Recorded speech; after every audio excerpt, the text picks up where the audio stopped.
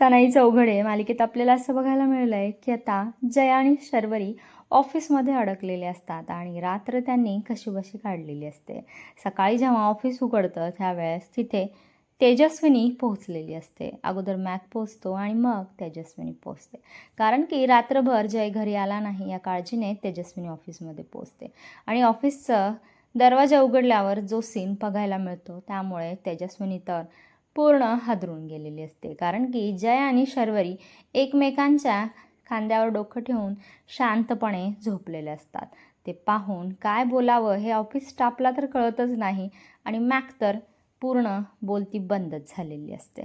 आता तेजस्विनी यामागे जयला जाब विचारणार का हे पाहणं रंजक ठरणार आहे. इकडे आता साक्षीची पहिली वटपौर्णिमा असल्यामुळे शर्वरीच्या घरी जोरदार सेलिब्रेशन सुरू असतं आणि तिथे जयच्या घरचे सुद्धा सगळेजण हजर असतात. साक्षी ज्यावेळेस शर्वरीला लग्नाबद्दल विचारते, तुला कसा मुलगा हवा आहे, तेव्हा मात्र शर्वरी तिच्या काही अपेक्षा सांगते आणि जयची आजी मात्र शर्वरीला साथ देते.